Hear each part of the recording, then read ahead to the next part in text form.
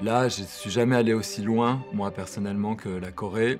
Effectivement, ce qui a été important pour moi, c'est qu'à la différence des invitations que je reçois en général, de mettre en scène des opéras en Europe, en Espagne, en Allemagne, en Autriche, j'ai essayé ces derniers mois de me plonger un peu plus dans la culture coréenne, parce qu'il m'a semblé que je ne pouvais pas faire les Noces de Figaro exactement comme si je l'avais fait en Europe. Donc du coup j'ai cherché et j'ai été évidemment tout de suite happé, comme beaucoup de gens dans le monde, par le film Parasite, puisque dans Parasite on a justement des rapports très violents entre les maîtres et les employés, entre les patrons et les serviteurs. Et il m'a semblé que cette violence dans les relations, même si elle est masquée par la politesse, par beaucoup d'enjeux, elle parlait beaucoup plus d'aujourd'hui, en fait, où les écarts sont de plus en plus forts, où le monde est quand même traversé par des violences entre les pays, mais aussi dans la société, qui sont extrêmement forts. Au centre de cette maison, un couple qui est surtout tenu par la comtesse. La comtesse est une grande créatrice de mode des années, pareil, 20-30, à l'image d'Elsa Schiaparelli ou Gabrielle Chanel. Et donc, on est dans une maison de couture, on est dans une maison où on vit, où on crée, où on travaille. Et donc, toutes les histoires vont se nouer autour de ça. Et donc, c'est plutôt cette violence des rapports dans une même maison que je cherche à mettre en scène ici dans cette production de Séoul. Je pense que dans le répertoire lyrique dans lequel nous avons tant d'opéras, Les Noces de Figaro fait vraiment partie peut-être des 5 opéras, je dirais, que tout public peut aller voir, même quand on n'a jamais vu d'opéra, parce que c'est un opéra qui est irrésistible.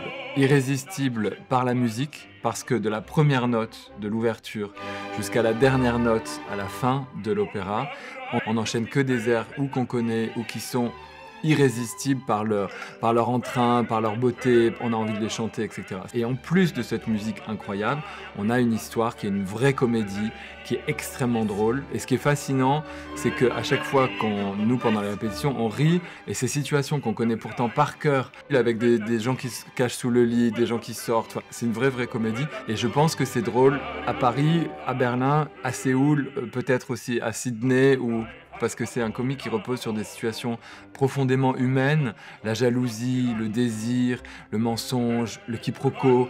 Et je pense que ça, ce sont des choses totalement universelles.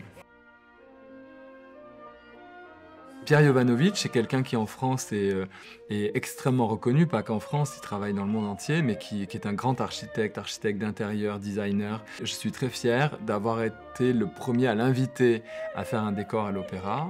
Alors le décor, c'est une grande maison inspirée donc de cette architecture des années 20, donc avec un genre, disons, de minimalisme qui est assez nouveau, un confort différent. Je pense qu'on a choisi, avec Pierre Jovanovic, on a choisi cette esthétique, ce type de décor, parce que c'est une chose aussi timeless, un peu sans époque.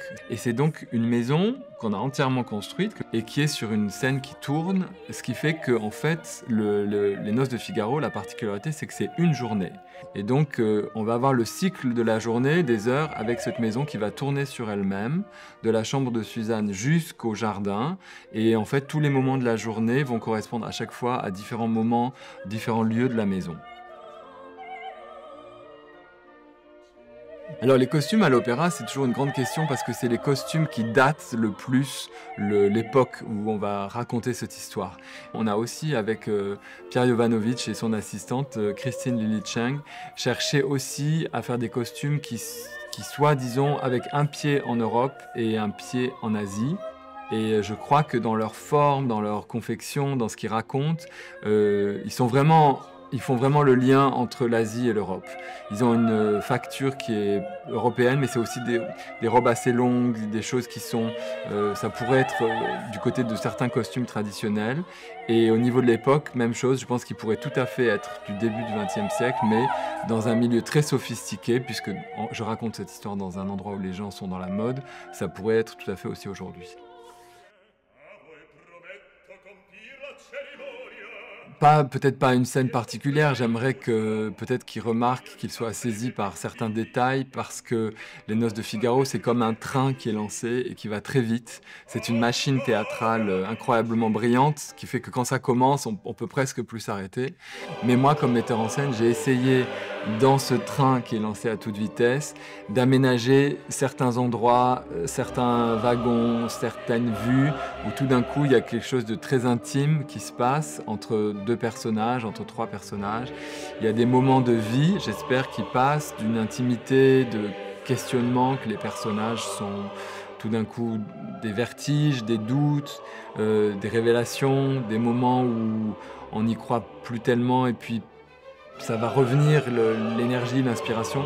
J'aimerais bien que le public saisisse ces moments-là, qui parfois sont un peu cachés par le flux de la musique et la vitesse et l'humour. Avec Les Noces de Figaro, vous saurez tout ce que vous n'avez jamais osé demander sur la famille, l'amour, le sexe et surtout sur comment être heureux dans la vie. Ça faisait même pas 30 secondes.